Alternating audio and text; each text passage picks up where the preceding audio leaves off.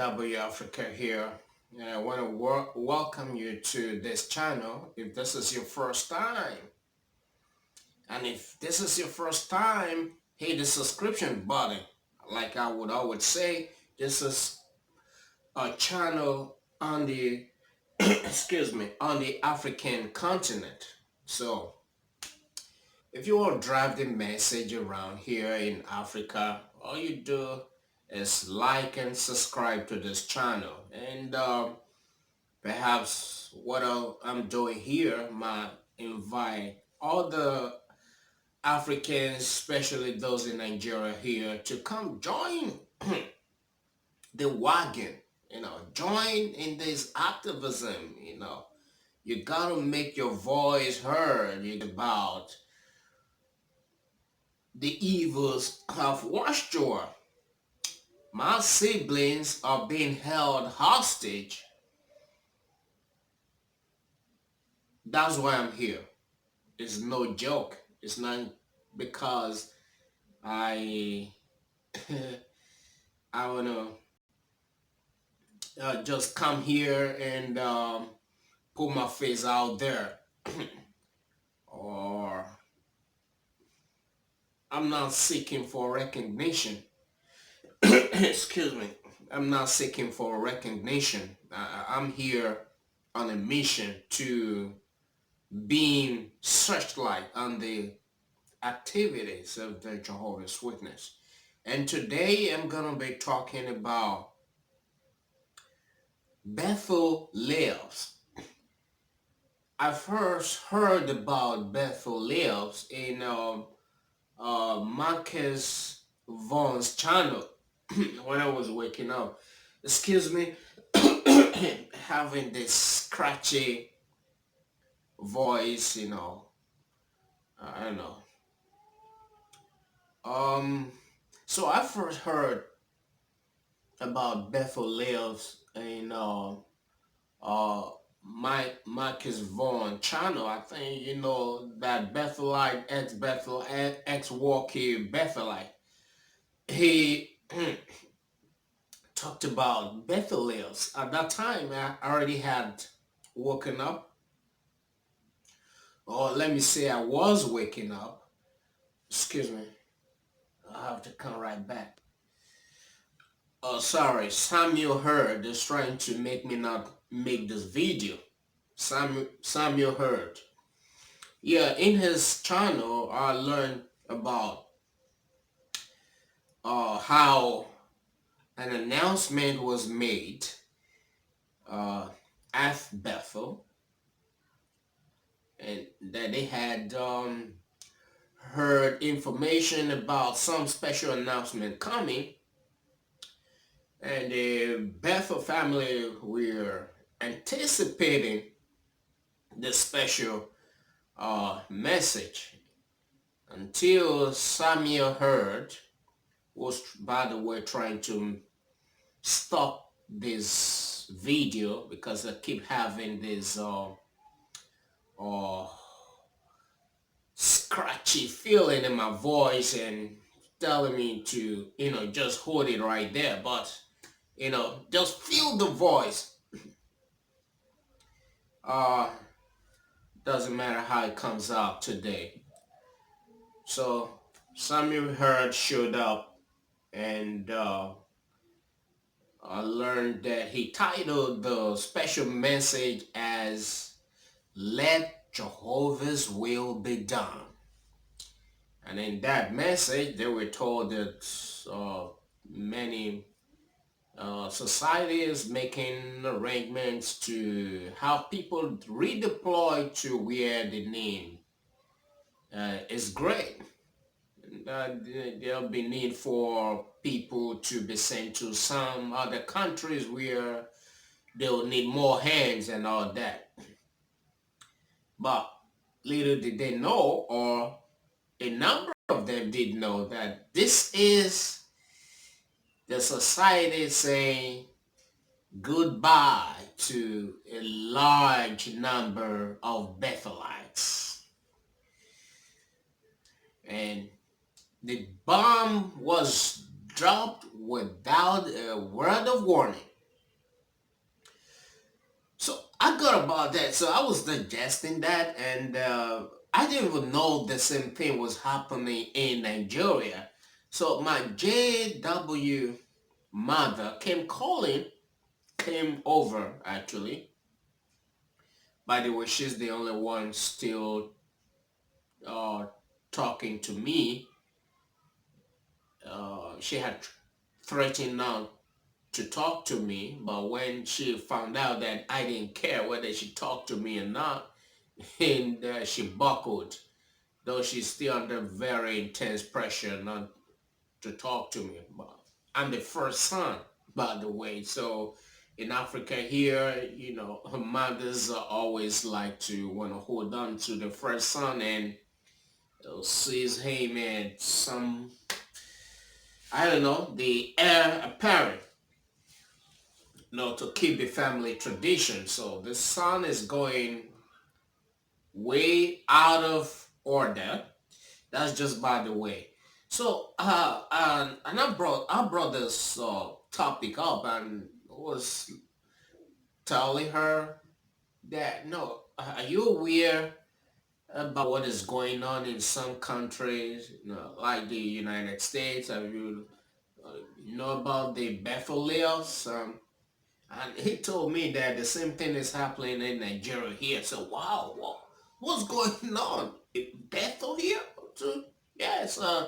She said yes. A number of Bethelites, they've been asked to leave. The ones that uh, she personally knows, they've been asked to leave. And I said, why is that? And she said she didn't know, but it's probably what the society had come up with. So I went on to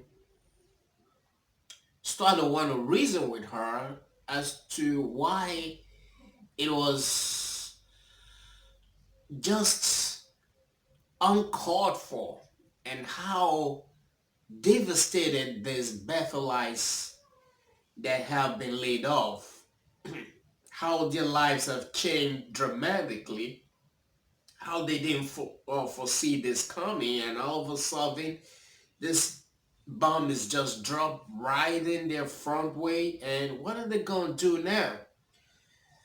And he said, yes, she doesn't really say from the perspective of, okay, let's examine this issue, or could it be there's something wrong with this organization? Society had come up with something, and everybody just has to go along with it. That's how she sees it. But she, no, not she's not educated, let me put it that way. So she's not able to really process information the way I would, and you really wouldn't say some stuff from that intellectual perspective to be able to make informed decisions. So I get it. But however, she wasn't really cool with it, but it's not a problem at the end of the day. So then was when she told me about this. Before that time, she told me what had happened to the Bethelite that were laid off in Bethel, in Nigeria here. Bethel ain't just like the house of God that Jehovah's Witnesses want to go work. We were told back in the days that Bethel should be taken as a career. Bethel career. You want to make a career out of Bethel. You want to sign up for it. So unlike the developed countries, Bethel here was more than the house of God. Excuse me. It was a getaway for most single brothers from poverty. Bethel has in Nigeria some form of security in terms of, okay, as a struggling African, you would be sure that you have the next meal on your table, perhaps a little something in your wallet at the end of the day. It's better than being out there, you know, in society without a job, because it's very, very difficult to come about. Unemployment is a big problem here. So people jump on the uh, appeal of Bethel service, not necessarily because they wanted to serve God or expand their service to Jehovah, but because they just wanted to get out of the poverty, surrounding them, and have the protection. That's not to say that, yeah, we know genuine witnesses who took Bethel service very seriously, but someone like me had wanted to go to Bethel. Circuit overseer had advised that, that with my condition and the condition of my family, that it will be fine if I reach out for Bethel service, that my finances will improve, and for very good reason. It's not like in the United States or Canada, and all these countries where uh, there might be jobs for you to do, no matter how hard it is, whether you have a higher education or not. You might be a window washer and all of that, but we don't have that kind of opportunity here to even want to work hard. There's no job for us to even do if we choose to want to work hard. Okay, I want to work hard. Give me that dirty job. It's not even there. So Bethel for me then was a way of getting out of the situation I was. But there was this con Bethel elder who saw me as a competition and didn't want me to get in. So I was frustrated at the time, and I just moved on. So a number of persons have given up their uh, secular career genuinely. Some got in because they wanted to make an end meet. What happened at the end of the day?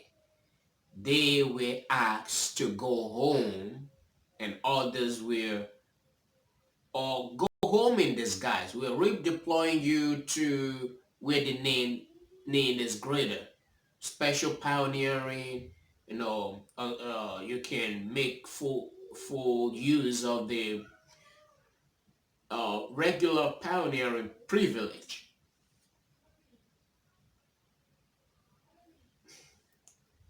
So these are what was dropped on the table for these Bethelites. And for the vast majority of these Bethelites, it was like ripping their word apart. So my mother told me that some who couldn't go back home had to take menial job in the surrounding villages. Some took to farming, some took to uh, what they call tricycle, commercial cycling to make some money. Some were suicidal. And there was this particular one, she told me, that started weeping like a baby. The news was all over the place. She's the one reporting that to me, that she, in a show of defiance, this Bethelite told the committee that he wasn't going nowhere, sat back at Bethel complex and stood his ground that he ain't going nowhere. Where's it going to go to?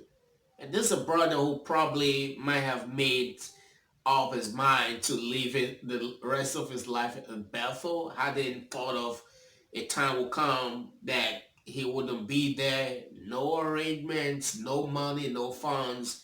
I don't know the family he's come from.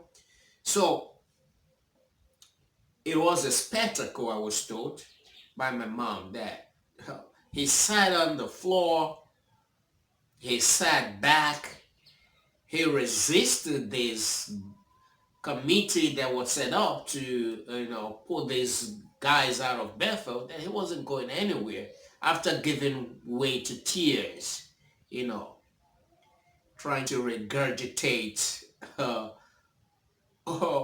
what is the pill he's been given to swallow. So I, uh, by means of this video, just wanted to point out that isn't this organization so insensitive to the plight of Jehovah's Witnesses? Whatever is convenient for them, they just do it. They didn't care. There's some of them that were way into their 50-something. Some married ones were put out. Not just single brothers. Not only single brothers were put out, even some married ones. Some that were a bit advanced. And it's a brother that I was asking my mother if he was still at Bethel at the time, and that my mother said I think the Bethel layoff had affected him as well, himself and his wife, that they had to resettle in a nearby village, you know. So I wasn't at Bethel. We were very close to Bethel, my hometown, very close to Bethel. So back in the 90s, Bethel was like a second home. You go every fortnight or every other month to volunteer or for some sightseeing. So Bethel was just a backyard that we would go, unlike other witnesses in Nigeria. So we know most of these Bethelites and things that were going on there. And when this Layoffs came out, my mother told me that a number of Bethelites were visibly shaken. And you could see the the devastation it had caused, both mentally, emotionally, and just name it. An organization that speaks for God, that just throw people out in the cold without no provision, nothing. How is this organization able to go up and sit at the seat of Moses and say they speak for God? And they just do this thing without anybody questioning. And society have come out to say that Bethelites aren't actually worker. They are not employees. That they just volunteers. Oh, Bethelites is just volunteers now. So what is saying that volunteers can be told to go at any time they want. So it's no big deal. It's no big deal if society wanted volunteers. Now they don't need them anymore. Then they have to go. So I just thought I bring out this particular case of this weeping Bethelite who defiantly would not quit. And I'm told that it took strength to have brothers and a show of force, actually, to have him escorted from the Bethel complex. It was that serious. That's the one case that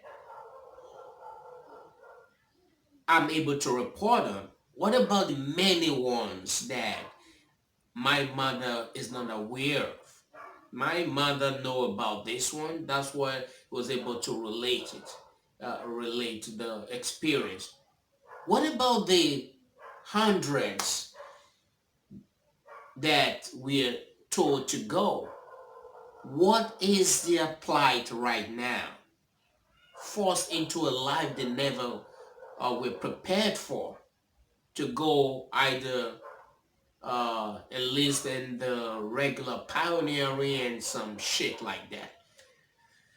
Well, still, Watchtower doing what it knows how to do. An organization that cares not about you, but they pretend to care. They don't care about nobody. Watchtower cares about itself. And for you Jehovah's Witnesses that keep making cases for those people, I don't have anything to say to you.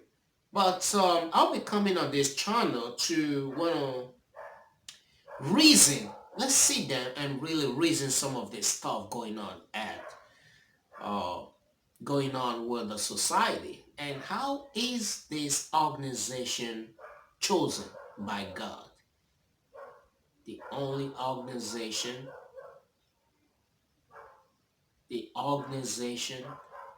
that is able to tell the right from the wrong, that is able to control the life of 8 million Jehovah's Witnesses, this organization that is able to hold my brothers hostage, and without they seeing the light. Yet, and they are still there. My brothers are still, they're good people, but they've been held hostage. They can just think for themselves. Well, that's the much I have really on this video, and I'll be coming your way very soon. For my friend that talked about wanting to see my salsa that I got from my garden, you know, it finally made it to the table, this petty I should say, but she wanted to see how I cut through my salsa. Life after the Jehovah's Witnesses. It gets really very interesting. Please like and subscribe, and see you in my next video.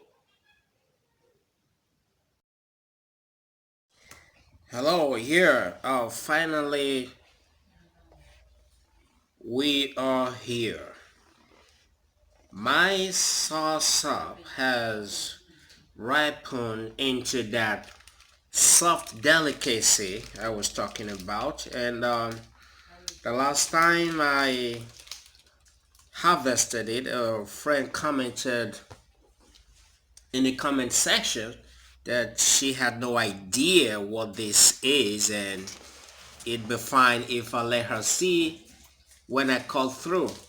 So I'm making this video because of her, and for every other person who is a bit curious what the inside of this magnificent fruit looks like. So let's just jump right into it. You know, I have my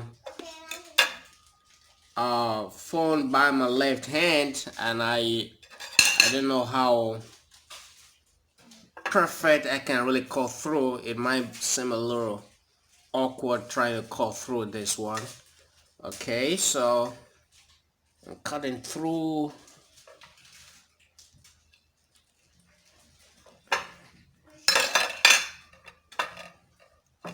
Now you can see when I press hard on it, it gives way. Now you can see some liquid coming out, which tells you that is really set for the table. So let's just open it up. Let's open it up. Oh, we almost there. Yeah. So we got it. Oh, Paris. Now you don't want to be in this video. Can you just... Okay. Alright, Ivory, you have to go back. Alright, that's it right there. This salsa, very nutritious. You can see a bit of the seed, black seeds. If you want to have this in your garden, you can just open the soil up. That's what I did a couple years back, and today I have this on my table. This is a particularly big one, and yeah, you can see the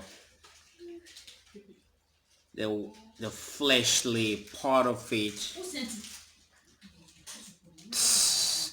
and with a fork you can help yourself to a bit of it.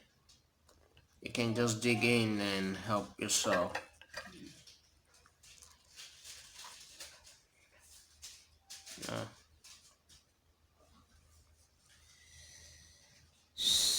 Here. Now this go right in my mouth.